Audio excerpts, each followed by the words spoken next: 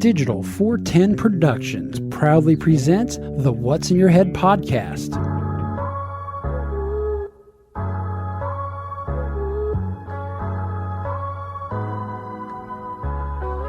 Digitized live from the Your company name here. studios in Cape Coral, Florida. It's the What's in Your Head podcast. What's up? What's up? OG5. Welcome to another episode of the What's in Your Head podcast, the podcast that Google doesn't want you to know about. But I'm going to take the Halloween episode because I moved it over to the newly formed official What's in Your Head podcast YouTube page, the same one that I had on D410 Media, and I tried to promote it, and they did the same thing with scary images. I think I still have the original edited version, the file from Wondershare. I want to go through and delete the pictures of the scary, spooky Halloween costume and then upload it and see if I can actually promote the damn video. But for whatever reason, YouTube doesn't want me to pay them to promote a video that has photos of Halloween costumes from the 1980s to men ages 35 to 54. Once again, I'm not trying to promote the 12 to 13 year olds. I'm actively trying to promote to men 35 to 54. And they say it's too spooky for you guys. So without a further ado, what's up, fellas? What's up, Mike? That's gay. Exactly. For the first time in a long time, we can hear Morgan. What's up, Morgan? Mr. I fixed my microphone finally. Well, being the senior member of the crew here, I do need some technical advice from the youths of America. Morgan Long, most likely to be scammed by an internet scammer out of his social security. Wasn't on our topic. Do you guys know anybody who's been effective scammed out of money on an internet-based scheme? You don't have to say who the person was, but how much money and what were they trying to acquire? $300 to unlock the laptop after malware. Yeah. Straight legit. Turn on the volume on the wrong. But that wasn't me. Just so we're clear. Shaggy. It wasn't me. I might not know how to use a microphone, but I do know that much. What about you, Mike? Do you know any poor son of a bitch who got ripped off? Two instances that I can think of. One of the elders of my family thought that everybody on Facebook was actually their friend. And the old, I'm down on my luck and I need to whatever, and bought something for them or something like that, and they ended up getting their card information or bank account information or whatever it was, and took them for about $7,000. Woo, howdy. Ooh, wow. I got dinged at a gas station one time it's actually a gas station across the street from where I used to work. We used our fuel cards there all the time. Mm-hmm. Pay at the pump, do the thing. So I stopped in there with my personal vehicle one day. Actually, I think I was leaving work, and pay at the pump because I needed gas, and they took me for about $1,500. Well, that's wow. a kick in the dick right there. Yeah. This is not a paid advertisement. I wish this was a sponsorship. You guys ever heard of the Dave card? Yeah. It's a cute little card with a bear on it. How it works. Yeah, the bear. It's kind of like a payday advance, but without all the high fees. But here's why I bring this up. So you get the Dave card, right? You say, okay, I get paid every 2 weeks. This week I want to borrow $450. So when you get paid, they take $465 out of your account. So they basically let you borrow $450 for a $10 fee, not a big whoop. The cool thing is you have consistent pay, right? When they take that out of your check, that counts as an on-time payment on a bill, and it helps your credit. But that's not also why I bring up. The reason I bring this up is I do this, and I use that Dave card at the gas station pumps on the internet. So if someone does get that number, they're only stealing a maximum of $400, whatever the balance of that Dave card is that day. If they steal it, and then and it doesn't automatically reload. You got to go in there and manually reload it. So hey, I just got noticed that the last $175 was wiped out of my Dave card. Well, clearly I'm not going to reload it. I'm just going to order a new card number. So not only do I have protection for internet purchases and gas station pumps and shady, whatevers, it actually builds your credit back because every time it automatically comes out of your bank account, it's an on-time credit debt payment. and Nice. they'll actually and you do build interest on it too. But you do kind of build interest on it too. It's weird, but yeah, it's kind of a cool way to protect yourself from fraud and a cool way to help better your credit. But I know somebody who was in the market, Facebook Marketplace. They bought a tractor for like 10 grand, and it came down to the whole, hey, um, can you send it basically quickly went to, oh, you got to send us money through Western Union, or basically one of the few transfers that there is no protection for you. There's no way to reverse a charge or anything. And they got took for like maybe 10, 15 grand. Yeah, on a fucking tractor. Fantastic. Yeah, people suck. Yeah, they do. I used to do MoneyGrams a lot Money grams. for I would do like payday Hmm. MoneyGram for like payday stuff. I'd have to Um, do the MoneyGram for when I was when I was a pole fella. A Speaking of lot Poe fella, lot more pole than I am now, but were when I you was a and I pole talking fella. about this, Mike, over the weekend when we were camping, which we're going to get into greater detail here momentarily? I was talking to somebody about What this. the hell are you saying? I said, were we talking about this previously at our camping trip, which we'll get into later, but I'll get in more detail. I was talking to Hmm. somebody about this. Being poor today has one big advantage, but a shitload of disadvantages Yeah, compared to being poor in the 80s and 90s. sure. Um, the main advantage, international panhandling. Hmm. I was in high school. When I was in high school, me and Frog was better than I, but we were pretty confident hallway panhandlers.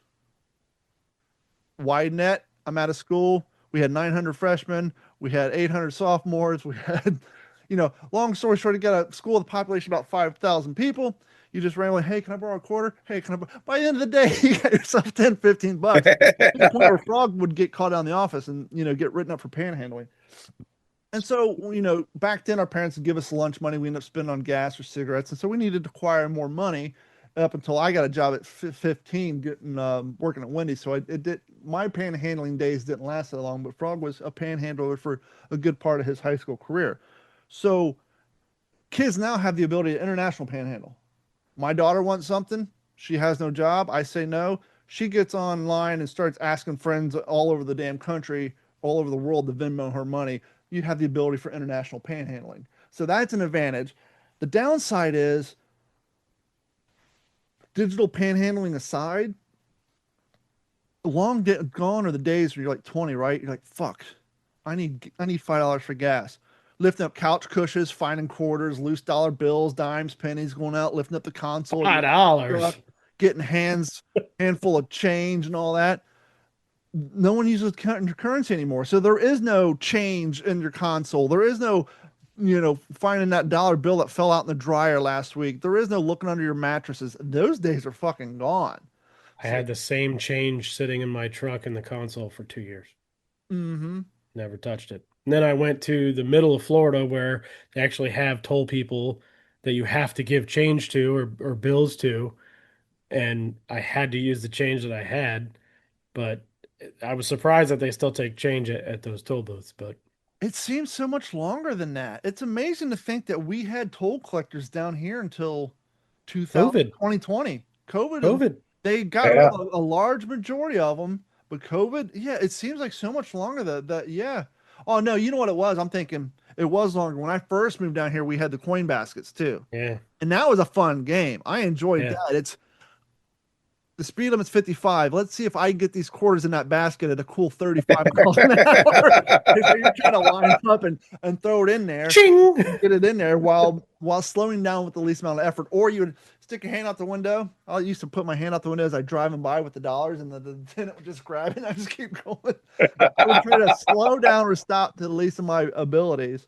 But then in COVID, they got rid of. They're like, what? These are state employees, right? Why are we paying these fools hourly wages plus benefits plus retirement plus vacation? Fuck Well, that. Let's get hell, rid of bastards all together. remember even before that, they had the fucking arms that Hmm. would go down, and it was per car. Mm-hmm. You had to sit there and wait for I mean, when they did the change Mhm. baskets, you could throw your shit and it would count it in a second and then the arm would go up. But I mean, if there was a tenant there, they had to make sure that you had your fucking proper change and then they'd let you through. But So no traffic access. started backing up so badly that, you know, Now, someone may point out, say, hey, well, a lot of us who are dirt poor, we don't have, the credit for the debit account, or I don't think you need credit to have a Venmo account or a Cash App. So that argument would be out. But I'm right. sure, I mean, some people still do carry currency, but it's not the plethora. The days of literally going through your couch cushion and finding $2 worth of loose change because in your 20s, everybody who came over your house to sit on your couch and smoke a bowl and drink a beer got rolled by your couch and all the shit fell out of their pockets, especially the Adidas warm ups. People think sweatpants are bad. Adidas warm ups were the worst. I mean, you have basically Rylon interior pockets. At least in your sweatpants, you have a little bit of cell phones, change, car keys, anything you put in the aforementioned Adidas warm up pants would fall out of those. Well, they were such small pockets too, weren't they? Yeah, they weren't very deep Yeah. Everything fell out of those fuckers. to the point where fine creative fellows created the drop stop. I had a drop stop in my car for like 7 years. Oh, the in between the seat. Yeah, it was a piece of like what they make wetsuits out of. Yeah. And it had a little hole to put the seatbelt thing in, especially in the Volkswagen, because the Volkswagen had like a 2 inch, you have one, has that 2 inch gap between the console. And so we put it in Yeah. there, whatever fell out of your pocket just went in your seat. You didn't have to, especially cell phones and pencils and whatnot. So you didn't have to go digging underneath your seat and get your See, hand covered in the white grease. nowadays when I get in my truck, like I don't ride around with shit in my pockets anymore. I don't think I really ever Never did. did. My wallet I did because my old trucks, the seat was worn in, so I didn't notice that the damn wallet was there. But having a newer, I mean newer truck, um, that's still got that cushion bounce to it. That's still got a little bit of sturdiness to it, so that wallet gets annoying. So I take all That's my why shit out of you my see, pockets and put it in my console. and that's why it's always the dude at the store at Publix or the gas station said, "Fuck, I forgot my wallet in the car." We've all done it because nobody sits. I I get in my car, gun comes out, wallet comes out, cell phone comes out, everything comes out, either Yeah. on the console or in the console. I ride around with nothing in my pockets. This is just too damn Yep, uncomfortable. yep, What's some of the other disadvantages? Well, cost of living, everything's more expensive, right? yeah. When we were poor, I'm hungry. $5 worth of change in your house, you can go get a foot long. Foot long now at Subway's fucking $10.25. I know, I just bought one 2 days ago. Fucking a First, fucking combo is $18.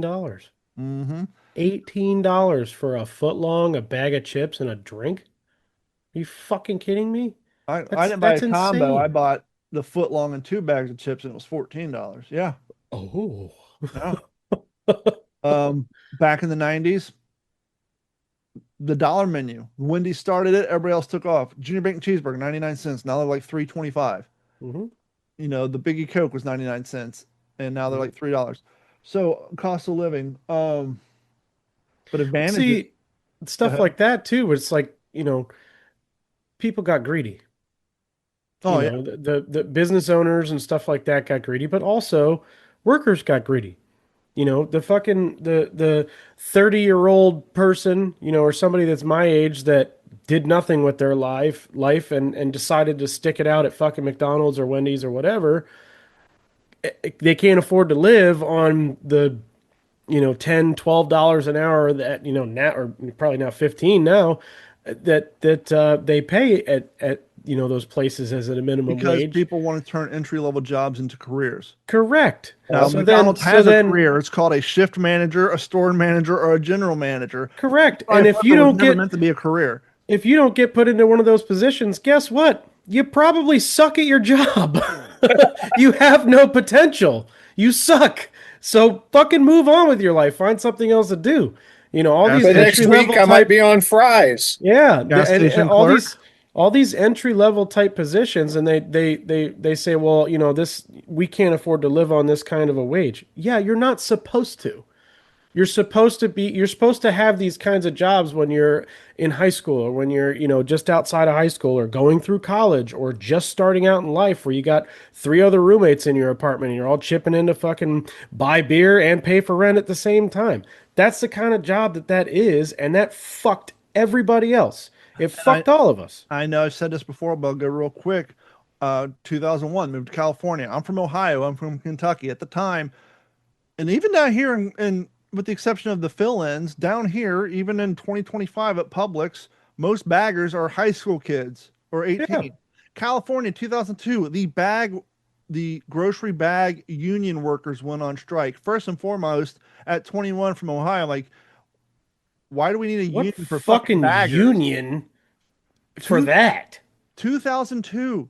These guys were in their 40s making $15 an hour bagging groceries at Albertsons in California. At the time, I just spent 3 years building ambulances, worked my way up to $12 an hour and going to school for computers. I'm like, fuck this. I want to go work. But then that's when I got my first glimpse of unions. I'm like, these guys have been on the picket line for 6 months. It's already been past Thanksgiving, Christmas, and New Year's, and these guys are going instead. They're not. That's when I realized all unions don't really give a fuck about you. They give a fuck about your union dues, because Yeah. Hell, they didn't get those bag workers back off the picket line for 6 months, and they were replaced by scabs because people like me were like, "Hey, I'll go do this for $11 an hour." Beats the hell out of changing oil. But yeah, what so disadvantages, everything we just said. What obviously the advantage is, here's the other thing too. Mike, you're 17, 16, 17, you got your car. It's early 2000, mid 2000s. Yeah, it was mid 2000s for me. You miscalculated your spending and now you're low on gas and you need money. You call your parents and your dad says, I ain't driving a half hour to bring you fucking gas money, stupid. Figure it out. Nowadays, it's, Dad, I need money. Can you Venmo at me? So they Yeah. have that, right? The Yeah. instant access to their parents and their parents' bank account through a text message. So that's a definitely advantage. I didn't even have Zelle at the time or anything like Then none of that. that shit Like that was existed. none of it. Like none of it. Closest you had, I found out today, I've been a PayPal user for 17 years. Wow, Wow. has it been open that long? I started selling on eBay in 2001. That doesn't surprise me because of Well, PayPal and eBay go the hand in hand. eBay outlaw rabbit pits. PayPal and eBay go hand in hand. They're kind of one beget the other. Yeah, but they started as separate companies though, didn't they? Yeah, but One of them bought PayPal, out the other yeah, but PayPal is basically invented for a secure payment solution for for e-commerce, eBay. such as eBay and Right. e-commerce at the time. Right. Fun fact, stupid shit, IT guy, PayPal, you go to order something, you go to pay, sign in PayPal, your address is automatically filled in, you hit enter. You go, oh, that's not the right address. You log in your PayPal account and go to address. That address isn't listed here. Call PayPal. Hey, the thing you ordered, it got sent to my old office address. I go to log in and the address in my PayPal account is my home address. My office address is not listed anywhere in there. Yeah, you don't have the ability to see your shipping address. Do what?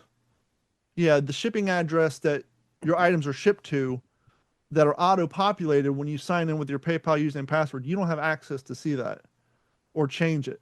You Since have to fucking when? you have to change it on the website before you hit buy. And I'm like, that's the dumbest shit ever. I said, what if I want to buy a present for my brother and have it sent directly to his house? I got to call you. Yeah. Or if I'm on a computer, it's easier to do. But if you're quick buying something from your phone, you're not checking that shit because it auto populates. Yeah. I said, I can understand you not allowing me to change the billing address that's associated to the credit card I'm using to make the payment. But if anybody, you should have access to anything. It's your fucking shipping address. What if I Yeah. want to ship to my house? What if I want to ship to your house? Well, if you're purchasing directly through PayPal, that would make sense. But if you're going through a merchant, that merchant would have to ship it from their But warehouses, when wouldn't you they? correct, but when you pay with PayPal, you don't put your Mhm. address in on the merchant's website. You hit sign with PayPal. Oh, so they auto populate Yes, your whatever's in PayPal into your shipping address for that whatever is in merchant. PayPal shipping from a previous Right. order. That Right. shipping address is not on your PayPal profile. It's from a previous order. And like I said, well, what if you hadn't ordered something for 8 years and then you moved and you're Yeah. on your phone and you don't realize, and you say, well, I moved. I went into my PayPal account and changed my address. Well, that ain't the address for your fucking shipping. That's just your address. Yeah. It makes no fucking sense. It's the dumbest shit ever. That's stupid. Jeez. I digress. So we went camping this weekend. We did. Mike, So how was it, fellas? why don't you lay the groundwork since you located, organized, facilitated said camping trip, and then I'll jump in accordingly. So my brother-in-law actually brought up this place because we just were going over like camping and doing the old outdoorsy type shit. And so I started looking into it a little bit more. It's a place called Fish Eating Creek. It's about an hour from me, hour and 20, hour and a half from Don. And Morgan will know it's in Palmdale. yeah, it's in Palmdale. Oh, I've camped there. And I love the place. yeah. And it's a I don't know if it's a state campground that is You like know what? taken care of by them or if it's like private or what. I'll look while you're talking about, but I kind of get the feeling that maybe this thing was family owned at one point and probably still is. But It's a private Something. campground. But I think it's sanctioned by FWC or something like that. Because I did notice that there's like, I don't know, stamp of approval or whatever, their logo and shit was on their website. Um, so anyway, I researched this place. We kind of, talked about it back and forth. Hey, would you want to do this? Let's figure it out. My only complaint from the get-go was the fact that when I went to go do the reservation for the campground, they have a illustrated map that does not really give you the lay of the land or the features or anything like that. It just gives you, it's a basic road map. it's like a Um, rudimentary KOA yeah, cartoon style. Here's yeah, grass. Here's yeah. a So picnic you, bench representing a campsite, and here's yeah, a brown you path. are here and all that shit. So you couldn't really tell like how the camps. I'd never been there before. Nobody that I knew had been there before. I probably could have asked you, but I don't know. Anyway, so I found the one campsite that looked like it was going to be kind of away because I tend to be a recluse. I don't like being around people and dealing with their bullshit because people are assholes a lot of the time. And so I tried to find the best spot that I thought was going to be kind of away from everybody so we could actually have the actual camping experience. Um, again, going back to my problem with this, they required a 2-day reservation, even though we were only originally trying to camp for one night, like a Saturday to Sunday. They made a requirement that you had to reserve for 2 days and you had to stay for 2 days, and you had to pay for that. So we decided to go for 2 nights. What's up, guys? As you all know, I am a huge bass kayak fishing fan. I love to bass fish from my kayak. And so if you're like me, when you first got into fishing, you started looking online for some bait casters, perhaps some spinning rods, spinning reels, and you got sticker shock. You could not believe how expensive this quality stuff is. And that's how I got turned on to Casking. I started looking for high-end quality fishing equipment that people could afford. And that is King's. That's their slug line, affordable fishing innovation. And they tell the truth. I enjoyed their fishing equipment so much that I went out and initiated contact with King to become an ambassador. I have been an ambassador now for 2.5 years. I don't bring it up a lot. But hey, I just want to say to y'all, if you want to help support the show, you're looking for some quality fishing equipment, head over to d-410.com/fish. Click on the link, check out the King gear. You'll be happy you did. I'll get a little bit of thank you from King. You're supporting the show. We're all happy. Thank you so much. Now on to the show. Get all the details and stuff together. We had this is supposed to be it's called a creek, but it should be about the size of like a small river. Um, but we can go into how it actually was and how it looked and all that and what we had to go through to get through some of those areas. But when we got there, it was dark, couldn't see very much. Kind of took a little bit of time to get through. It's gated. You have to have a passcode to get in, all this stuff. And, they sell campfire wood and wasn't super expensive for the 2 nights set up to go out and camp for a couple of nights. So anyway, we get in, we're setting up camp at night. I had the light and everything like that. So, I had a battery powered Milwaukee light so that we could see the camp and set it all up. When we got into the spot, It was super secluded. You couldn't see any other lights around us. You couldn't hear really anybody else. Like, Well, just to couldn't. back up a little, when we go to the outpost to check in, the lady said, "Ooh, Yeah. you guys got the good spot." She's like, Yeah. "Walk down Yeah. this long road," and I'm like, "Fuck." Yeah. I didn't say it out loud. I'm like, "Fuck," because I That's right. Because I initially, have a tent that goes into bed of my truck. yeah. So when she says you walk down this long path, I'm thinking, am I going to be camping in my back of my truck at the front of this path while Yeah. Mike and his son are down at the camp? Yeah. She's like, "Oh, you got to, but you park and walk down." I'm like, "Oh fuck," but I didn't say anything. I was Well, like, I'm gonna when try I to squeeze was that bitch in. yeah, I was kind of thinking like, oh shit, did I get like the shittiest spot and that's why nobody picked it or something like that? But turns out, yeah, I mean, it was just barely enough to get a truck through to drive down this pathway. And then once we got through this little narrow spot, it opened up. I mean, you could fit probably three, four, maybe five trucks back there with tents Best and way to shit like that. describe it, it was the campground equivalent of a cul-de-sac in the woods. Yeah. Went down like a lollipop, long street, and then just opened up big and Yep. round with a one big banyan tree in the middle. You could have The big hangovers. We were right next to the railroad tracks. easily could have set up probably 8 5-person tents in this Yeah. area or Yeah. 30 pup tents. I mean, it was And huge. the cypress trees all around and all that, like real natural Florida. And again, you could see some small lights off in the distance from somebody else's campsite, but you couldn't really hear anybody. Nobody was really being obnoxious or, annoying, and you couldn't really see very much. I mean, it felt more and more like it was just us out there. Mm-hmm. Any other spot. It's like, ooh, we can have a naked voodoo sacrifice and no Yeah. wiser. Well, the cool part If was you're into is that sort of thing. yeah. The cool part was is that this campground was a primitive campsite with the ability to use a generator.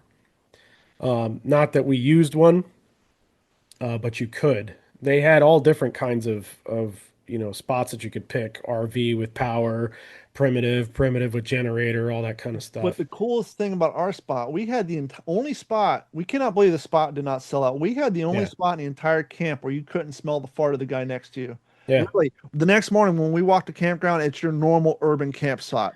Yep. Car, tree, Yeah. car, fence. Yep. No, not fence, but bushes, telephone pole, picnic bench, and then an open field with a bunch of tents. Now it was kind of cool. They had, I think, 3 different they had a all-girl scout troop there. Yeah. They had a Boy Scout troop that was more themed towards the Marine Corps because they all had soft caps with EGAs on them, and they had their military style camel packs on their back.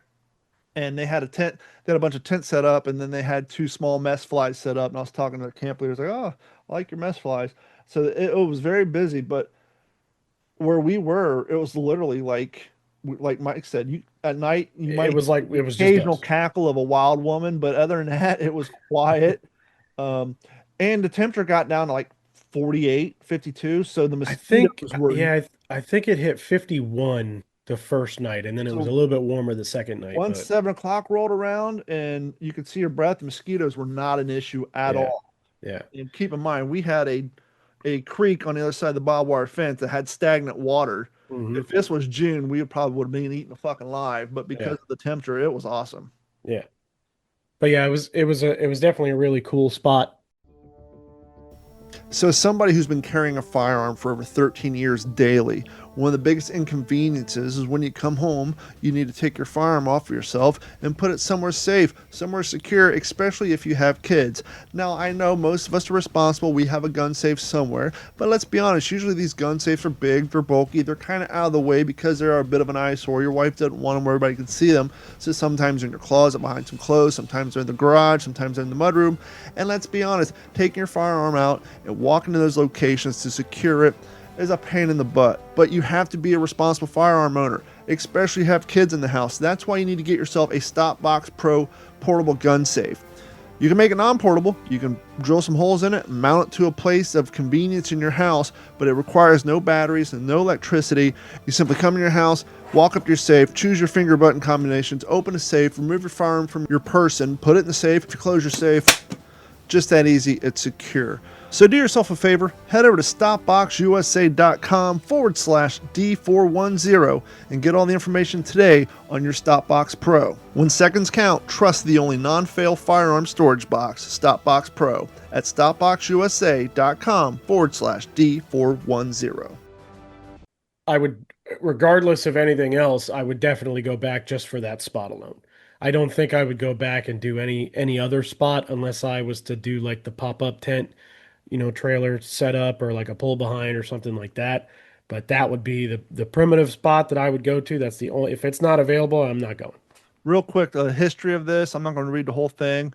There was a fort set there at one point, but modern history during the Second Seminole War in 1835 to 1842, the Cabbage Palm Palisades at the Banyan Grove Road site was named Fort Center for Lieutenant James P. Center, Ocean Tuskegee, who had organized many war parties, and his two brothers, Miko and blah blah blah, Lives Village. The fort was reactivated at the start of the Third Seminole War in 1855. After the war in 1855, many Native Americans had been removed from Florida. In 1881, the federal government found 37 extended families living in and near Fish Eating Creek. By 1930, cultivation of sugarcane, cattle ranching, and establishments of refineries forced the remaining Seminoles to move from Fish Eating Creek.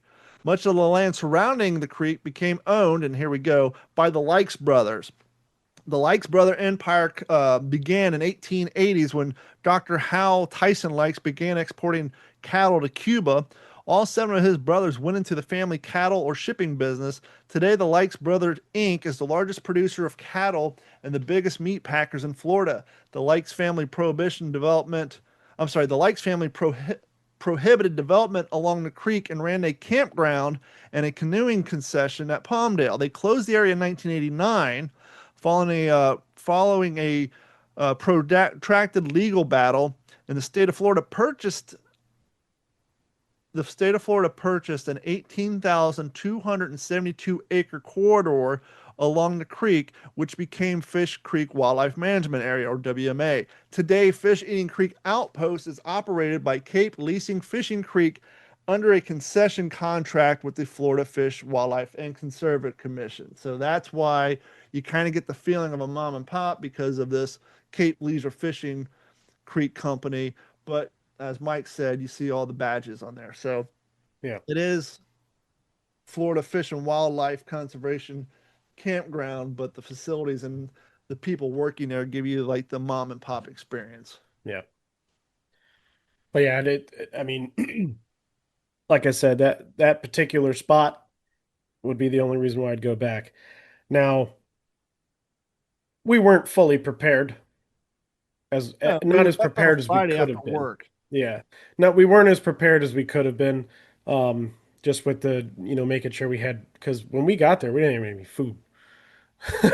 we, we didn't have shit.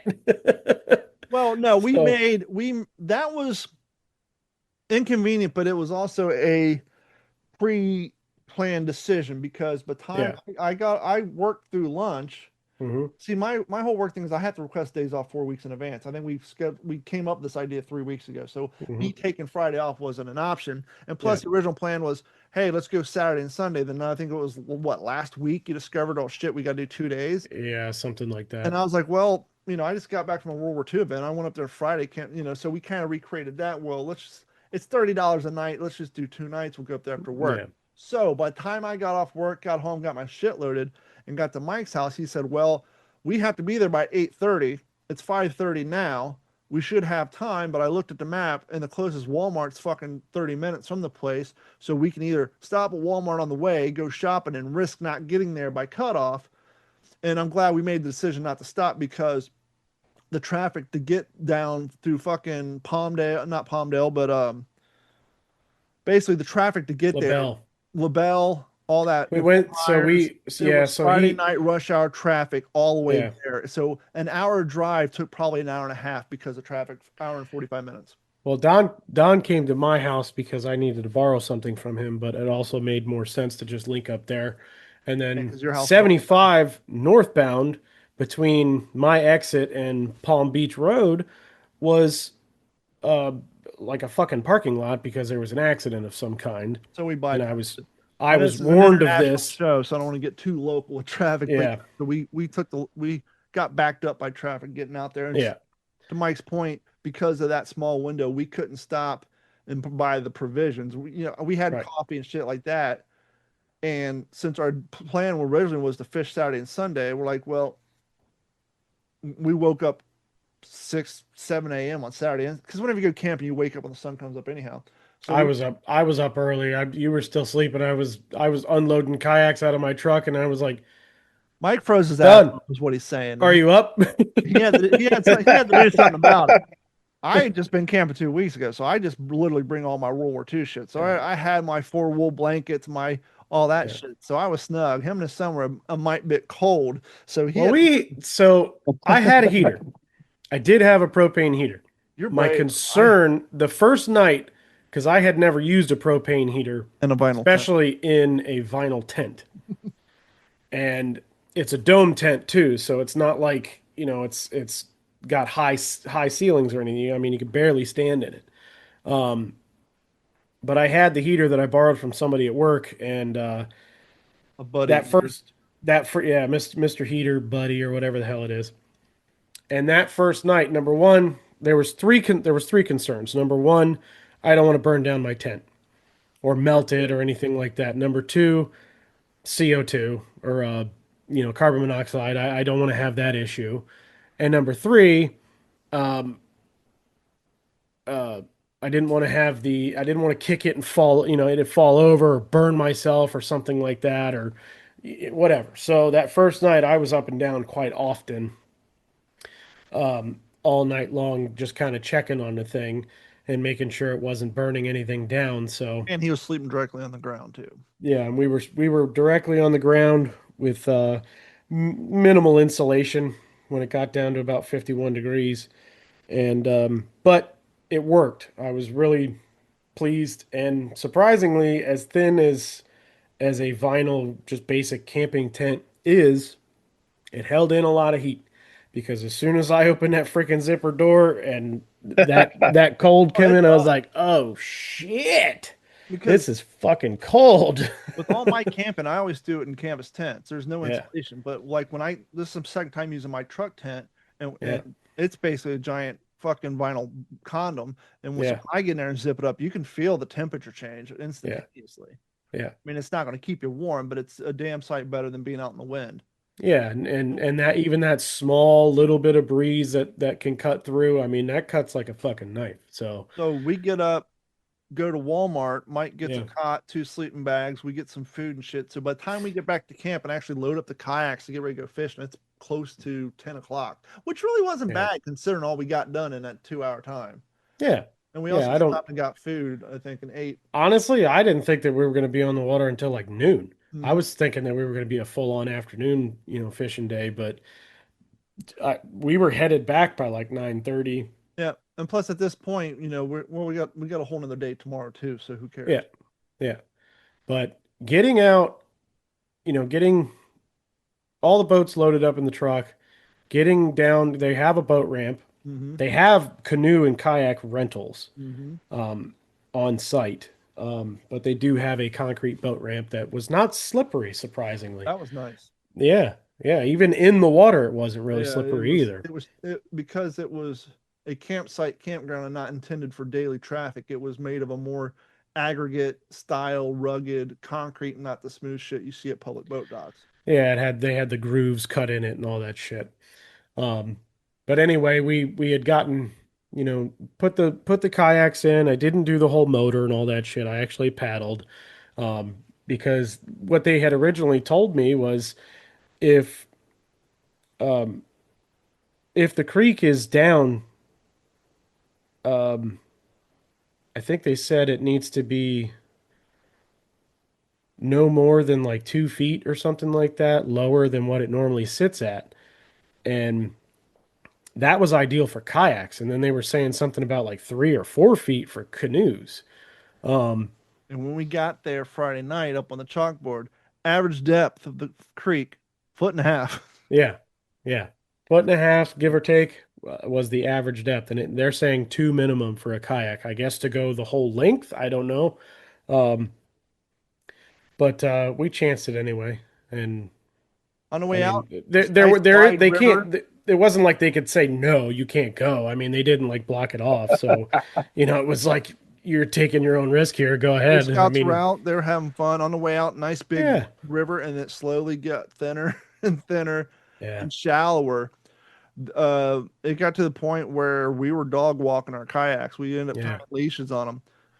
Well, we tried to cut out to the western side of the creek, And it was and too there shallow. was. I think we Oh, could have gotten through that one thin yeah. spot because it maybe it opened up on the others because there's some open spots on going that way But too. we But knew about 50 Boy Scouts went the other way and never came back. So yeah, like, okay, clearly you can get through that way. yeah, yeah, but not far. Yeah. We only went a couple miles, I think, and there was got to a point where every 20 yards we were getting out and having to pull. Whole So place was cypress trees, which was super cool. Like I told Mike, first time I actually felt like I swamp fishing in Florida instead of natural canal fishing. Florida. Yep, Um, yep. some of the biggest goddamn alligators we've ever been near. Hmm. Not the biggest we've seen, the biggest we've been near.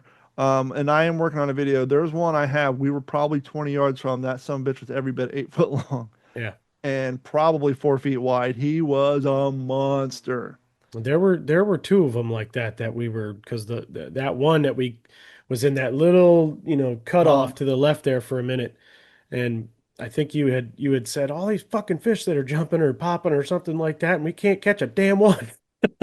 yeah. And there was this big ass. He pointed out that it looked like a He had a crocodile. round the nose, kind of looked more like a freshwater croc. I don't know. I mean, I thought we had saltwater crocs here, but I didn't think that we had freshwater crocs or that they would be really hanging around with the alligator infested It's probably an areas. alligator, but because his end of his nose is more bulbous, he looks Yeah. like a croc than a standard. That yeah, definitely. Definitely. But yeah, two good ones, lots of babies, Yeah, definitely lots of average we like saw, God, we probably saw 5 alligators within the first 10 minutes of being on that lake. easily. Now, I Easily. will say the monster got us a little nervous because we had to go down and it was a dead end, had to circle back. And he was up on the bank. That's how we knew Hmm. how big he was. And he slowly started getting into the water.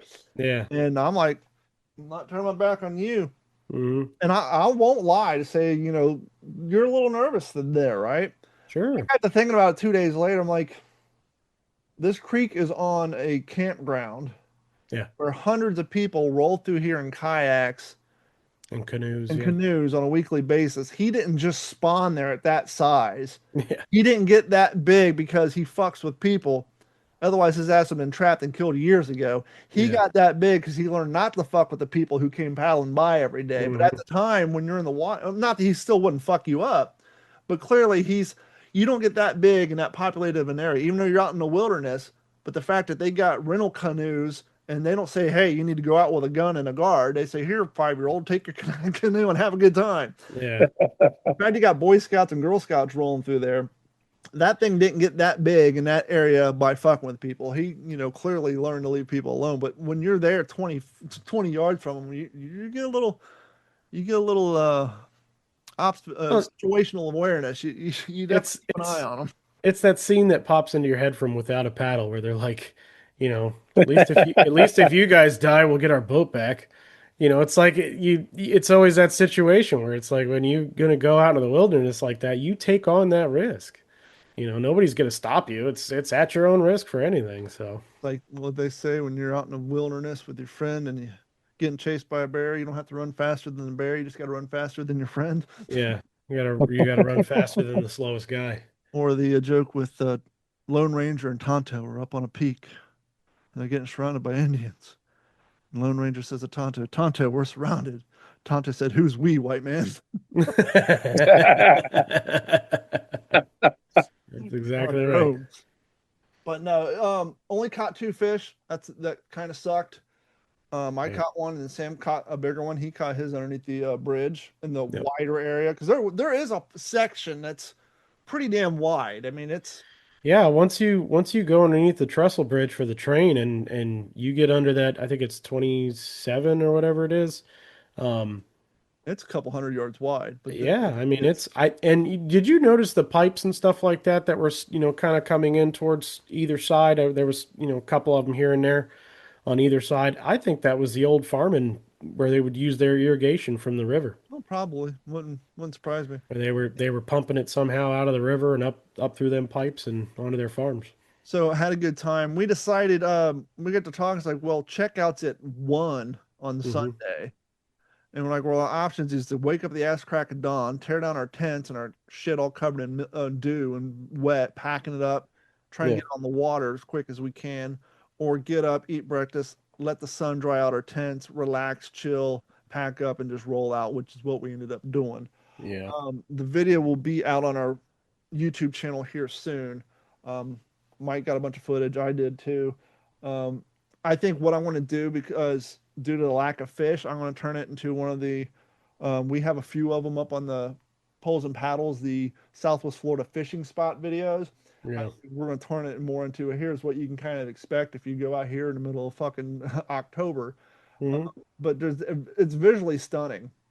Water looks like iced tea. It's super. Yeah, I don't think that, Not a fishing video, but it's a cool video for yeah, I mean, kayak. And if you're wondering what this place looks like, because you're thinking about driving to it and you want to see it, it'll be a visually stunning video. And we got the pictures of the alligators, and I did get video footage of the campground when I walked to the facilities to do my morning constitutional. So you guys will see what the campground looked like as well. But all in all, it was a good time. Mike's kid had a good time. yeah. Been cool if The we the got more channel's footage. called Poles and Paddles too, so I Yeah, mean it's poles and paddles. not just poles. I mean, we do there's paddling around and stuff like that, the view, the scenes, all And that no, you stuff. weirdos, it's not some pole, and it's some mem site. You fucking weirdos.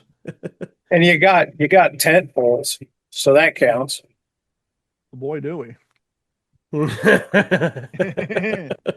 We enjoyed what's becoming a tradition on the poles and paddle camp and kayak trip. The morning spam, pineapple, and a Hawaiian king roll. Yeah, that shit is good too. That shit's awesome. Cooked spam, and we had cooked canned ham the night before. Yep. Which with the hot dogs. So we had hot dogs and cooked canned ham, and then for the morning we had spam and on Hawaiian king rolls and pineapple. Which Black obviously coffee, we fry the spam. like Fried real spam's good. good. It's salty as shit, but it's good. I have no complaints. Sam liked it, so Well, plus when you're sleeping in a tent 51 degrees on and you're cold, anything tastes you good in don't the you morning. don't complain about Sam was food. drinking black coffee. We're turning him into a Yeah. man. Yeah. He was like, "Oh, that's good." I'm like, "You're so full of shit." You didn't like that stuff. Like I told Mike, if you can tolerate black coffee, then you'll never be disappointed at a campsite. Yeah. Like when I first started World War II reenacting, I need 12 sugars, the fucking French vanilla. And after the first weekend, it's like, you do what you got. You don't go to someone else's camp and complain that they don't have all your accoutrements for your coffee. Plus, Yeah, it's right. for World War II event, it's more authentic. And so that's literally how I started drinking black coffee.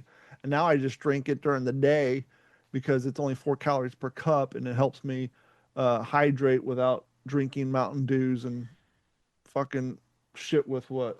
Got one right here, 290 calories in this bottle. Well, not only that, when you're doing your reenactments, I mean, that's more true to what they were drinking out there anyway, so Yep.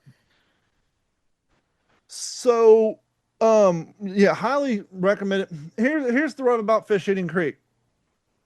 You want water to fish, you want depth, because you could tell the water's down 6 feet because you can see the water line up on the. it was above our heads when we were going through there. Sadly, in order to get to this place and enjoy the water, you're going to have to go during summertime when it's rainy season, Yeah. which means you're going to get molested by mosquitoes all goddamn night. Mm. Or go in the wintertime when it's 51 degrees, the mosquitoes are too cold to come out, but you're literally pouring your kayak through 8 inches of water for a good part of the day. Plenty of bug spray or a thermocell or both. Yeah, which one do you want? So, we're gonna. I would like to go back again. We're just gonna have to try to. Yeah. And we're in the middle. We're in the middle of pre-spawn right now too. Yeah. So the bass aren't. I think both our fish that we caught. I think we drug a worm through a nest. That's how we got them. Yeah. I had bites. I thought I was hooked up one time, but it was You probably did too lose small. your Kraken crawl that one time on the bank. Something Did I? did hit you because it broke off your line. Remember? Oh yeah, yeah, yeah. Something That was it could've yeah, that was gone on our way back, that corner there. But yeah, I don't I'm assuming it was something because it definitely felt like something hit it and pulled but I mean, there could have been a log too for all I know. I tried. That's what I try to think it was. It wasn't a good fish that broke off. It was something stupid like a log or a rock.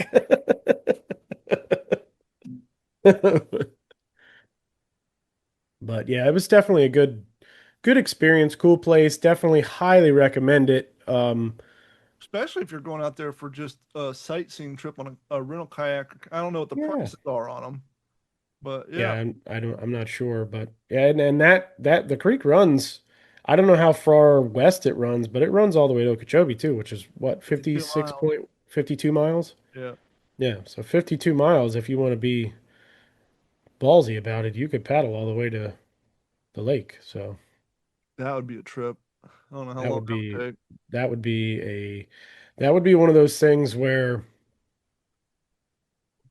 you park, one guy parks at like Fish Eating Creek or something along the creek, and then somebody else parks their truck at Okeechobee. So Yeah, you go up the creek all the way to Okeechobee, and then you got a truck to load up into to go back.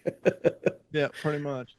But So, we like to talk a lot about retro shit on here, and I think what was it, 2 episodes ago we were complaining about how movies nowadays are all pre-existing IPs and you can't get anything original. yeah, And then you talk to any old timer and they'll tell you the things you complain about have been going on forever, including that.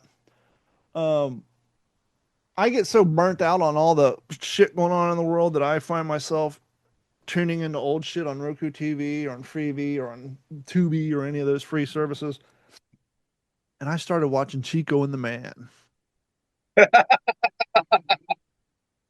And I'm 3 or 4 episodes into Chico and the Man, and I had a realization. I'm like, Chico and the Man, for those of you who don't know, because the show was out in 1978, the plot of Chico and the Man, you had a old crusty, angry, annoyed old man who owned a mechanic shop, and his mechanic shop was in the side of L.A. back in the 40s and 50s. It was all white folk, and by the time 1978 rolled around, it was all Hispanics, and he was kind of set in his ways, and much like Archie Bunker, kind of say the Mexican racist stuff. And Chico, Freddie Prince Jr.'s dad, sadly he killed himself in his 20s.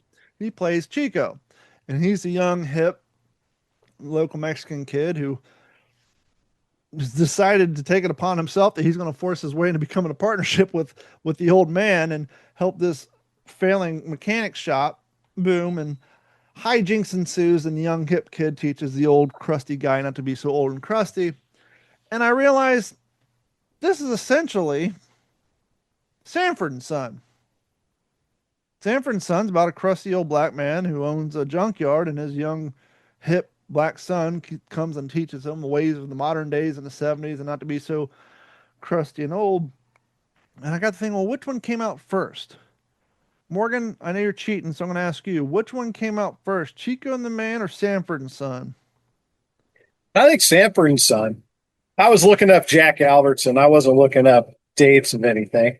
But yeah, well, yeah, I think Sanford and Son came out early 70s. Actually, I was wrong. Both of them came out in 74, but Chico and the Man came out second. It was that particular TV station trying to cash in on the popularity of Sanford and Son, which is why it was basically the same show. Instead of two black guys working in a junkyard, you had a white guy and a Mexican working in a mechanic shop. Very rarely on any episode was any cars ever getting worked on. Just like on Sanford and Son, very rarely was any cars being junked. That was just the location of the plot of their show. Mm-hmm. But so I got to thinking, got together with the robots, and I said, "Hey, um, was Sanford and Son and was Chico and Man direct ripoff?" And yes, it was. Then I said, "What other shows can we think of that were basically created to match the popularity and to try to make money off the popularity of another popular IP?" And so I have a list here. Can you think of any off the top of your head, Morgan, that you would think, okay, this one came out, so this one must have came out? Or more importantly, can you think of shows, sitcoms, going back as far as you can think of that have very basically interchangeable plot lines between the two different shows? Um, well, I mean, there was SWAT and Chips, you know, um, and then kind of obscure, you had Knight Rider, and then you had Hardcastle and McCormick. They were both car shows. The car was, a heavy That's influence. that's an interesting observation because I think you'd be hard pressed when playing Trivial Pursuit to list a show in the 70s or 80s based off of a car, and someone would think of Hardcastle McCormick. Knight Rider's a given. My next one would be Starsky and Hutch, and then the A Okay, Team, yeah. and then the A Team. Those were all shows that Hmm. I wouldn't even thought of Hardcastle McCormick. And Yeah, but I mean, the Coyote X, that was almost as much of a character as, either of the either of the guys. I'd say if you're going to talk about that too, you probably have to throw in Dukes of Hazzard. Yeah. The General Lee was just as much of a character as that show as Bo and Luke were. Hmm. I would say the A Team. I would say the A Team, Starsky and Hutch, Knight Rider were definitely shows where the car was probably displayed in the promotional material just as anybody else in the cast. I don't. I think Hardcastle McCormick was before my time. I can't visualize any sort of TV guide advertisement of even what that car looked like. Not saying it didn't happen, or saying me personally. I can't even tell you what the you could put that car in a car of TV show lineups, and I wouldn't be able to say, "Oh, that's from Hardcastle McCormick." I'm too young, but that's just not one that shows up on my radar. Yeah, that was when I was young. I mean, like I was probably, I don't know, 8, 10 years old when that was on. So I mean, it was barely, past the covered wagon days. Yeah, I think I think you guys just got out of the silent film era and got into the talkies. Mike, can you think of any? Do I have one? Yeah, Uh, were sitcoms as impactful on your generation, or were you guys already starting to stream at that point? but like sitcoms in like the live television audience type sitcom. Often referred to as like a three-camera shoot, like your Yeah. Home Improvements, your Seinfeld, your Right. Friends. Yeah.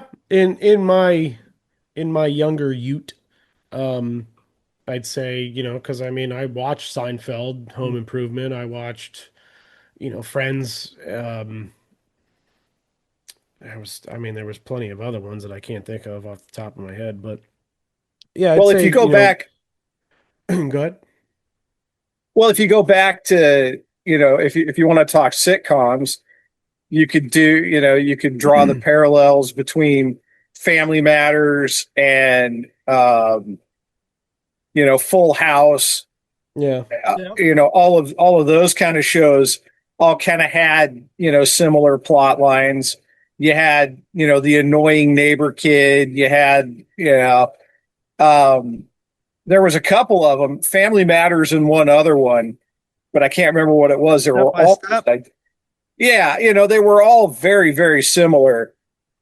And they probably were all cranked out in the same dungeon by Yeah. somebody who hadn't seen the I light of think they're day the in same years. channel. I think it was TGIF. I think Full House and Step by Step were almost part of the TGIF on Well, ABC. that okay. So Step by Step was the one with the girl from My Two Dads, right? That was the one that had the chick who ended up doing the Thigh Master commercial. Okay, yeah. So And Suzanne Summers, and Patrick, then they had something or like other. the Patrick Duffy, Yeah. and Yep. then they had the girl from My Two Dads, and um, The goofy uncle guy. He was yeah, Uncle yeah, Joey before Uncle Joey was around. yeah, He exactly, was yeah, basically the forerunner to the Uncle Joey character. yeah. So, I mean, I guess that that kind of goes back to our discussion from a while back, where there's only so many plot lines. Well, I have a Yeah. list for you here, and one of them I thought up too. I was thinking Bewitched and I Dream of Jeannie are basically the same show. Yeah. You have an Air Force guy with a genie, and the other one you have a guy with a witch. Both the genie and the witch perform magic to meet the master's desires, and then hijinks ensue. But then I got to thinking, well, amongst the mysterious character, can you think of another show within 10 years of that? Actually, within 3 years of that, that was very similar in that same realm. So we got Bewitched and I Dream of Genie. Can you think of another show that had a mysterious character in it? Think black and white TV. Give That you the was hint. that was magical. Male character.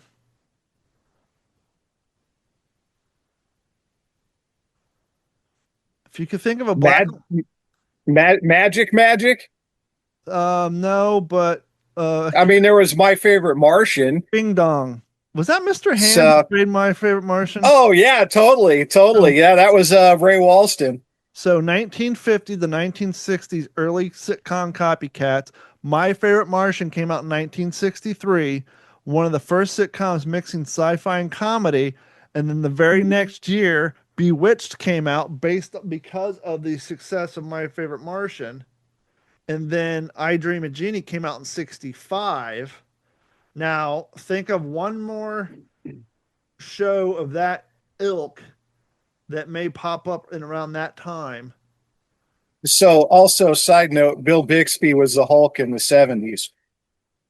Yeah, but that's based off of a comic. No. I'm just saying, Ray Walston was Mr. Hand from My Favorite Martian, and Bill Black and Bixby white was the show. Hulk. Black and white show. 30 minutes. Twilight Zone. Nope. I think dumber, easier, black and white. Oh, the Munsters. Correct. So 1963, My Favorite Martian, Bewitched in 64, I Dream of Genie in 65, The Munsters in 64. They did not include the Addams Family. I don't know when exactly the Addams Family came out, but I'm guessing it's right around. No, I think the Addams Family was in the 70s, but they shot it in black and white to give it that feel, right?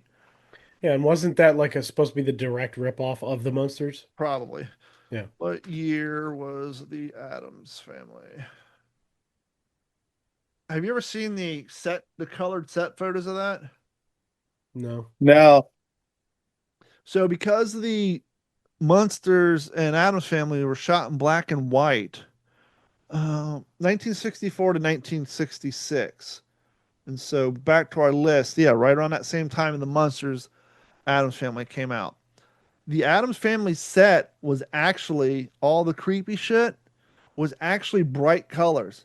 Like the drapes were bright pink, you had bright turquoise, their makeup were bright pink so that they could get shadows and effects in black and white format. So because it was done in black and white, they actually had in order to get the contrasting colors so it didn't all look matted out, they actually had to use bright colors in real life so that they looked Oh, different wow. shades of gray. And there's like I saw a picture not too long ago of like the girls. They had like bright turquoise like rouge on their face, and it looked like they're getting ready to go to like some 60s LSD party, but it was the makeup so that they had shadow lines on the black and white TV. Hmm. So yeah, so from the 50s and 60s, this shit just goes to show you how unoriginal and copycat media has always been. So going back to early days of TV, the 50s and 60s. So let's roll to the 70s. We already discussed Chico and the Man, Good Times, and the Jeffersons. We're all basically interchangeable. And then I think you probably easily fit One Day at a Time in there too, right? Especially with Good Times. I think it's safe to say that One Day at a Time was the white equivalent of Good Times. You had the single mom with the two kids living in an apartment building with all the family neighbors and the maintenance men and all that would kind of Mhm. what's happening and welcome back Carter. Yeah. But then I had an idea. There's a show in the 80s, and because I asked, I said, well, couldn't you say this is this? And it said, absolutely. Can you think of a show? What year was this? Between 1986 and 1991 that you could say was basically a direct modern day ripoff of Welcome Back Kotter. And they had during this run, they had two different actors playing two different teachers, but the The situation was Cooper. Nope. What The first shoots? the first actor was Johnny Fever from WKRP in Cincinnati. He Yeah. My dad loved that show. head of the class. Head of the class. Yeah. And then the second teacher was Billy Connolly, which Mike would know as the guy who played the old Irish cat in Boondock Saints. That's Billy Connolly. I think that's Billy Connolly. Maybe not. I think it was him. No, that's Billy Connolly. Yeah, so he played the teacher in the later runs. So yeah, head of the class. So here's the premises on the breakdowns on how you can say these are copies. Welcome back, Cotter. Premise: a young teacher, Gabe Cotter, returns to his old Brooklyn high school to teach a group of unachieving students called the Sweat Hogs. Core dynamic: compassion teacher plus lovable but disruptive working class kids. The tone sitcom with a heart, emphasizing on humor, redemption, and 1970s social class realism, setting the inner city school, public schools, rough around the edges vibe. Head of the class premise: a young idealistic teacher, Charlie Moore, takes over a classroom of gifted students in the honor program and tries to teach them about life beyond grades. So instead of having the teacher teach the dumb kids how to succeed, now we're going to try to humble the smart kids. Core dynamics: compassionate teacher plus quirky, brainy overachievers. Tone more polished in the 80s, clean, but the same, teaching, inspiring students to grow as people as its backbone.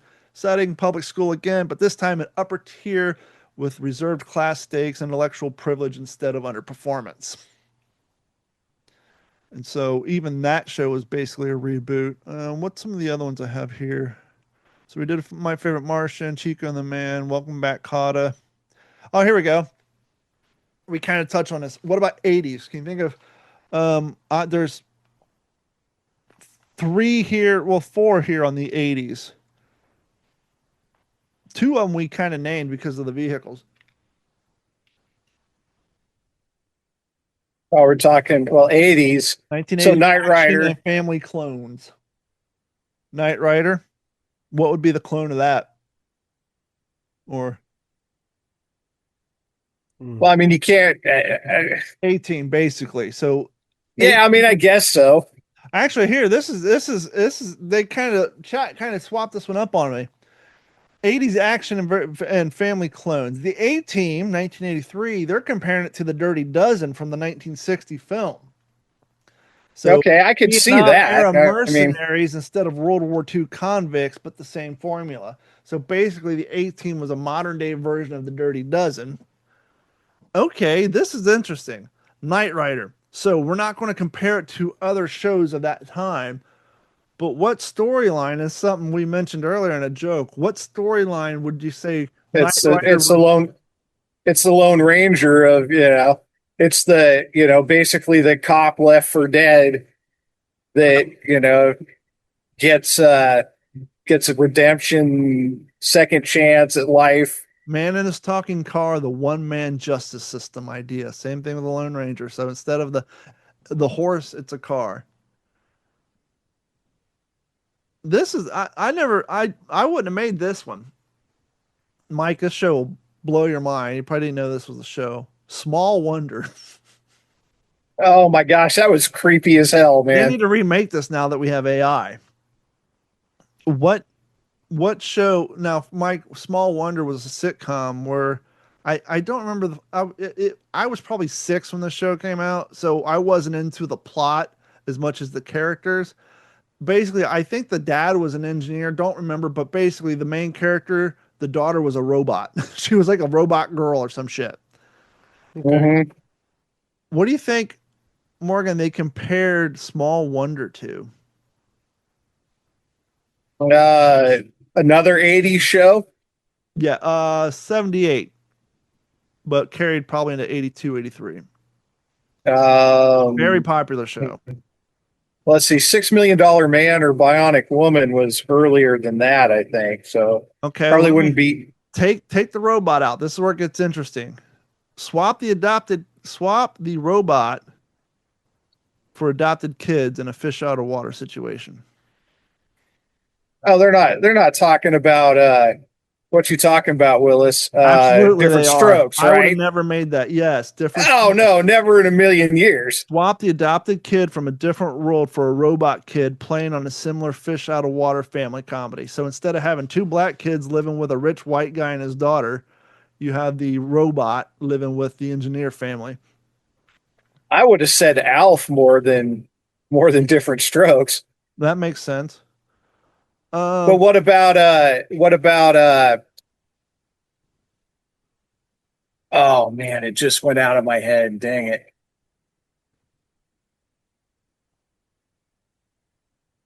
All right, keep going. It'll come back to me hopefully.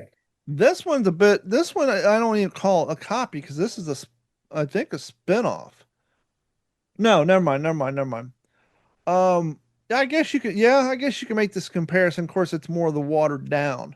What would you say Family Ties was a remake of? Family Ties. You Yeah, familiar? Michael. Yep, Yeah. Michael J. Fox is Alex Keaton. yep. The conservative Um, with liberal Hippie parents. parents. Yeah. Um, wow. You, Another '80s show, or no, a '70s show. You're going to be offended when I say this, and it's a bit of a stretch, but I could see the basic formula. I mean, the only thing that I could think of would be like the Waltons or something like All that. in the Family. Because in All in the Eh, Family, you have Archie Bunker, the racist old man but who's stuck in his so way, and you have the Meathead. obverse of it. Okay, I can You see had that, I Meathead and guess. his daughter, who were the hippies who were trying to change his ways. And then Family Ties, same generation family clash formula, but reverse. Instead of having the conservative father and the hippie kids, now you have the hippie parents and the conservative kid, Michael Keaton. I mean, I guess I could see that. Okay, Mike, you can probably play on this one a little bit. We're going to go to the 90s now. Now, these aren't shows that are based off of other shows. These are shows kind of like what we just discussed, where it's taking the formula of a pre-existing IP, keeping the same feel, but adjusting it for modern day. Um, hmm. I'm going to give you one that you'll probably you remember the nanny, right? No. The nanny. Okay, so I've yeah, heard of it and I think I've seen clips and stuff like that, but I don't nanny's from specifically remember it. 1993. What do you think, Morgan? Since you know the nanny was the New York girl coming to work as the nanny for the rich for the kids of the rich guy who was like a lawyer or a doctor or some shit. And over the years, they fall in love, and I think they end up getting married at some point. But it had Fran Drescher, it's the nanny. She had the horrible laugh. Um, Another show of the same era, Another show or of the same basic context of a third party being brought into a family. I'm trying not to give it away. Here, I'll read the description. Brady. A working class caretaker joins an upper class family, and romantic tensions follow. That's the commonality between the nanny and this other show from 1984. 1980. Angela. Um, Oh, who's the boss? who's the boss? Tony. Yep, Tony in this case is the former baseball player trying to take care of his daughter. Angela's the lawyer. Her mom works there. They're Mm-hmm. busy. So yep. Um, Alyssa Milano. Yeah. Now we just talked about the original inspiration. We just talked about Head of the Class, which was a rip-off of Welcome Back, Kotter. What 1989 Saturday-based kids show would be the Oh, Saved equivalent? by the Bell. Yep. Youth ensemble, school setting, same archetype. This one's kind of interesting. You remember Caroline City in 1985? Mm-hmm. Caroline in the City? Quirky urban single life, part of the NBC must-see TV clone wave. What show do you think Caroline in the City was basically a reboot of? I'll give you a hint. Um, Probably. The lead male role was done by a very popular comedian, not Seinfeld, but in a similar styling.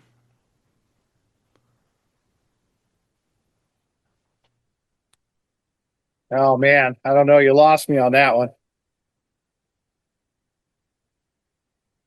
If I give you the actors, would it help? Probably. Paul Reiser and a very young Helen Hunt. Oh.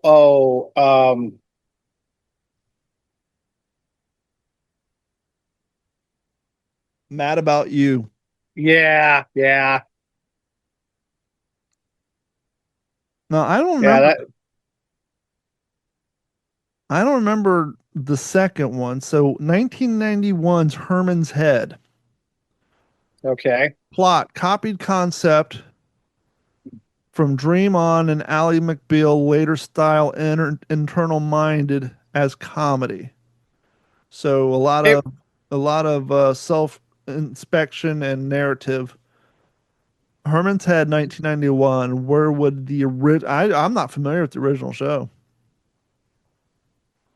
I don't know, but I can tell you this.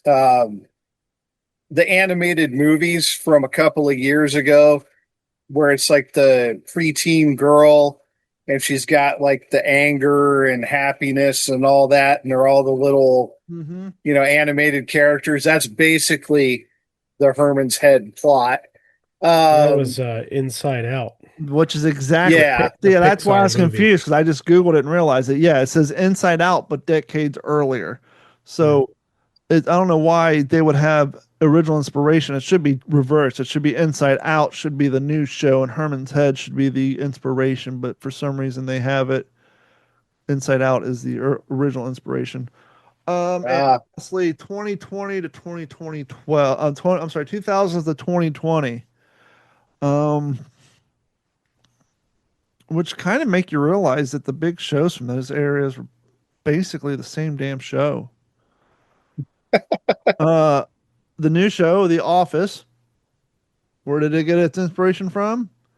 The Office The UK. England. Office, UK. Direct remake, adapted for American humor. With what's his name? Ricky Gervais. Ricky Gervais.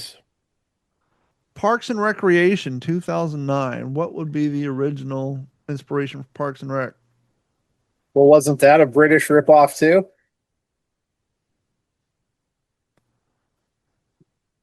It was originally pitched as a spin-off, but wasn't, but does have the same mockumentary format.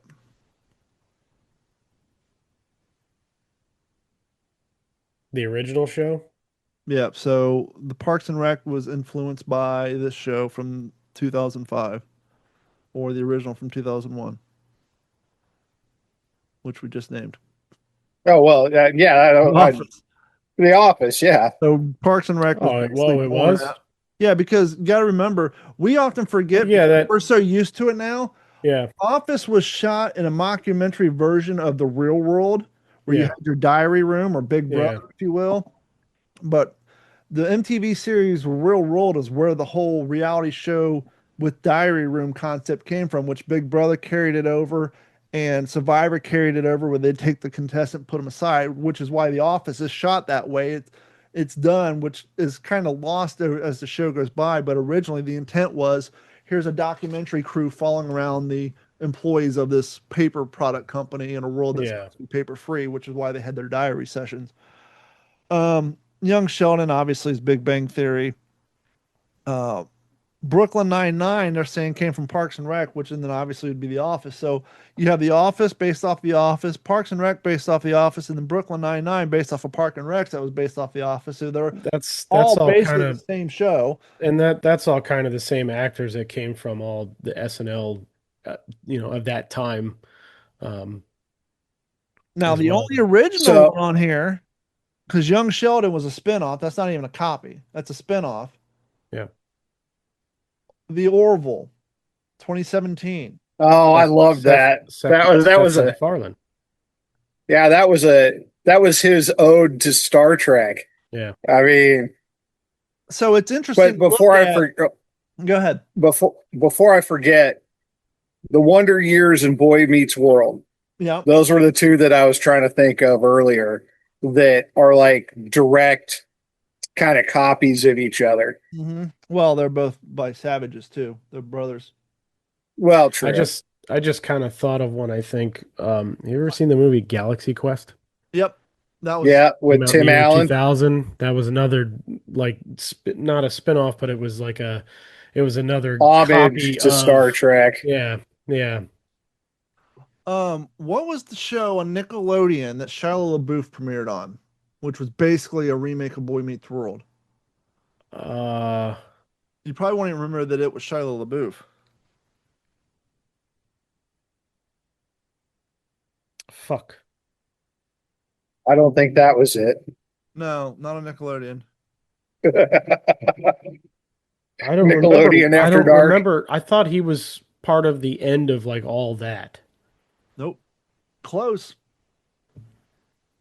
First major role. Sorry, I said Nickelodeon. It's the Disney Channel. One and the same, little less Oh. pedophile and Oh, molestation of the kids. shit, where the hell did he come from? Very Uh, good show, well written. Because, I mean, by the time this show came out, I had already graduated high school and I would tune into yeah. it because it was so well done. So I graduated in 97. This show came out in 2000 and ran until 2003. Now, I wasn't a must see TV, but I would sit down and watch it and when flipping through the cable box and it was on.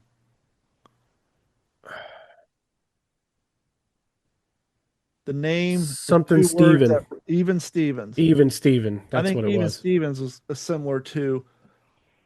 Even Stevens. That's what it was. Could we say that Even Stevens was a ripoff of Pete and Pete?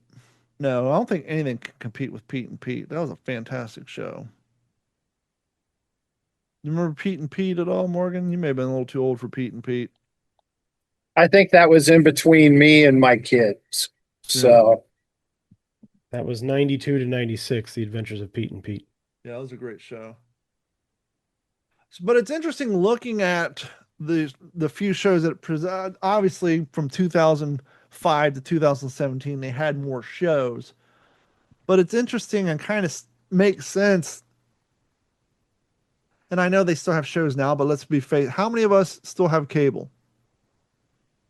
Exactly. So we're all streaming or watching YouTube. Do you watch NBC, ABC, or CBS on a regular basis? You We can tell watch us the their news lineup every is? day. What's their lineup right now in but sitcoms? I have no idea. I don't Exactly. watch the sitcoms. I well, watch like, but I can tell you this that CBS is all spin-offs of NCIS or FBI related shows. yeah. That's pretty much their entire lineup anymore. Yep. And I don't Yep. think those qualify as sitcoms either. Those are Oh no, not at all. No, and procedurals and dramatics. if you're talking, from probably 2002 to, I mean, even earlier in the 90s, I mean, everything, I think, as far as drama, situational type shows, um, police style or Well, this detective topic style, we've been anything like talking that all would sitcoms, so that would all probably derive from like Law and Order and whatnot. Oh yeah. but it's Well, interesting to see that for sitcoms, because that's the topic we're on, by the Yeah, end of 2017, I think by 2020, most of us were unplugged and been streaming. But I think it's true. safe to say that probably The Big Bang Theory was the last popular comedic based three camera shoot sitcom I can think of. That people tuned into every, Thursday night or whatever it was at 7 p.m. And so because by they the didn't have a time choice. Yeah. by the time the sitcoms kind of died out, they Yeah. were all basically the same. The Office, Parks and Rec, Brooklyn Nine-Nine, and the only one was Young Sheldon, which was a direct spin-off of Big Bang Theory, which ran in 2007, and then kind of all Was phased out at that point.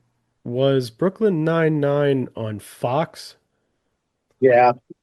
I Uh, thought so, but I remember it only streamed on Hulu when it I came think it out. actually might have started out on NBC Did well, it? and NBC and NBC. Fox, you're correct. Yeah. Brooklyn Nine-Nine, Brooklyn Nine-Nine, American political. Hold on, let me click on the link instead of reading the. Yeah, that was the end Aired of on that era. Fox from September 17th, 2013 to May 20th on 2018.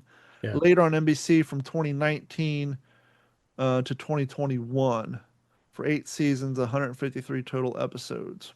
And that was Andy Samberg's big blow up because he was doing the Lonely Island stuff, and like when I was in high school, like he became really popular, and that was his Yeah. show. Yep. And so when you guys get down and out, say Hollywood nowadays just makes direct copies of pre-existing IPs. This shit's been going on since 1963. I mean, It is sad though that everything that you turn on nowadays, like even the shows we were just talking about, like Landman and Yellowstone. I have not watched either one of those shows, and it seems like it has a very similar type of plot line. You know, as far as like there's this one guy that it is in power and has Morgan, to handle all these situations bonus basically. fact, when Yellowstone came out, and old fucks who are older than us, probably your parents' age, saw Yellowstone, what show did they say this is a direct ripoff of? Huge. Oh, Biggest show of probably. the 80s. Everybody Oh, the wanted to 80. Oh, know. Dallas. Yeah, Who killed Dallas. JR? Yellowstone was basically a direct remake of Dallas. So Okay. even Yellowstone, the huge hit it was basically a remake in and of itself. Yeah. But still, you could even go back further than we went.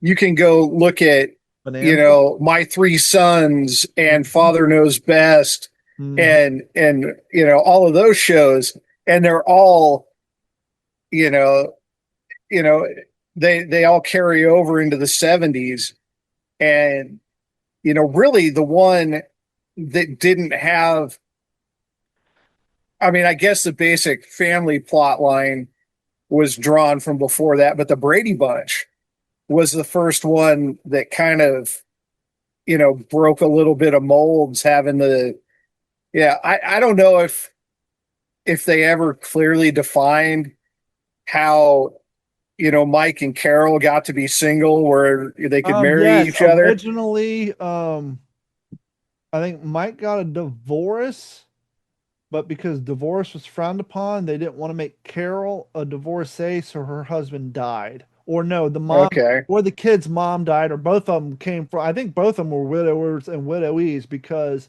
divorce was frowned upon then, and so they didn't want to make their heroes divorcees. So I think they were both widowers. Okay, here we go. So is Brady Bunch an original show? The show I don't must know. We have probably been ripped it said off to from the have Brits. inspired I'm guessing not. or copied by the Brady Bunch, Yours, Mine, and Ours from 1968.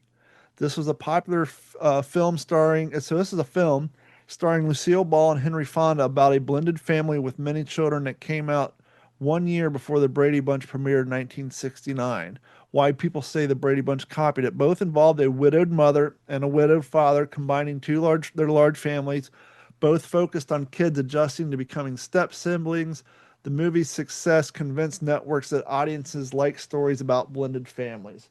So even the Brady Bunch was based on that. Until they got a little weird in what was it, the 90s when they started with all that fucking stepbrother, stepsister fucking shit. And what was it, the movie or whatever it Well, was that that was the came out? movie, but the Yeah. movie was real tongue in cheek. Yeah. Fun fact: Sherwin Schwartz created Brady Bunch. He said he actually wrote the concept before the movie came out, but networks didn't buy it until Yours, Mine, and the Ours provided concept work. Um, let's see. Oh, here's another one because Morgan brought it up. Father Knows Best came out in 1954. My Three Sons came out in 1960, but Leave It to Beaver came out in 1957. So Fathers Know Best was in 54, Leave the Beaver 57, and then My Three Sons in the 60s. And that was probably the last time that dads were actually portrayed as, strong, intelligent. No, I wouldn't say that because Carl Winslow was a strong black man after he helped save Bruce Willis in Die Hard. We all know that. Yeah, Merry Christmas. Welcome to the party, pal. Have you ever heard that fan fiction? Have you heard No. that, Kyle? Oh, hold on. Before we end the show, I'm going to blow ChatGPT's mind. Please.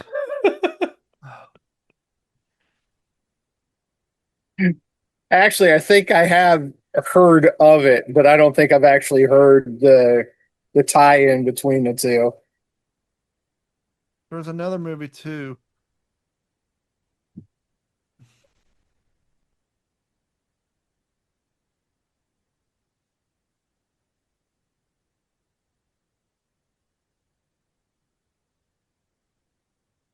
Oh, let's see if we can see if GPT starts smoking or not.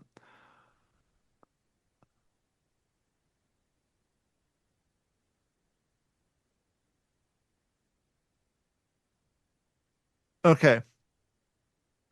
There's also a fan fiction storyline, not official, that images the character as having a secret past of Black Ops agent and secret operative. So, where the hell is it at? Oh.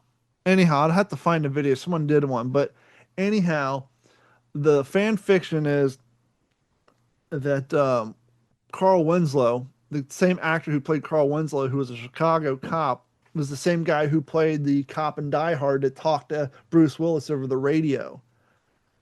And the fan fiction had something to do with the character because of what happened. I think he talked about in the movie his family passed away or something, and he was eating Twinkies. And long story short, I'll find it for the next episode. Somebody worked this shit out on Reddit, where Carl Winslow is that character after the horrible things that happened in the Die Hard series, where he moved to a different city and his family passed away, and the whole Urkel neighbor thing was basically a hallucination of his because of the Well, in PTSD. In Die Hard, he shot a kid. Yeah, that's what it was. So a Die Hard, he shot a kid. He was getting ready to retire. And there's also a reference between Twinkies, but between him or Ho Ho, some sort of snack that character liked in both. Yeah. But yeah, it was like Urkel didn't exist. It was him trying to fill the void of what the kid he shot in Die Hard would have grown up to be. Some of the shit's crazy. Just like the Little Nemo or Finding Nemo. I guess the word Nemo is Spanish or Latin for like no one or doesn't exist. And so the whole fan fiction behind the storyline of Finding Nemo is Nemo and the wife were dead, and it was the father looking for his dead son. That's why he could never find him, and that's why Dory could never remember his name, or it's another weird. I've seen a lot of dark shit like that, and just like really over engineered. And it's like, why can't we just watch a fucking TV show and enjoy Or it? why can't the people who come up with this shit write original content so we can have movies out of, right? Instead of trying to improve this stuff. But yeah, That's the dark thriller version of that. long story short, everything's been done before. Don't matter if it's movies, music. And it goes back to what we talked about probably a year ago. I guess there's only 4 or 5 story outlines for everything. But there is nothing else like this. We are totally unique in what we do.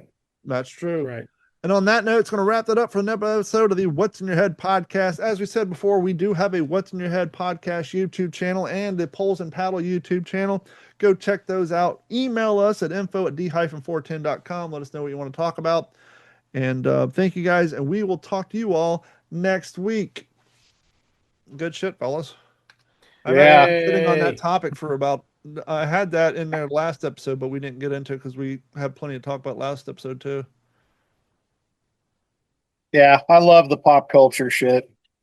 Yeah, we just got to figure out to do it in ways that doesn't become repetitive. We're talking about the same thing, which that clearly didn't, because it was based off an observation. Like, I literally binge watched 4 or 5 episodes of Chica and Amanda. I was like, son of a bitch, that's basically fucking Sanford and Son.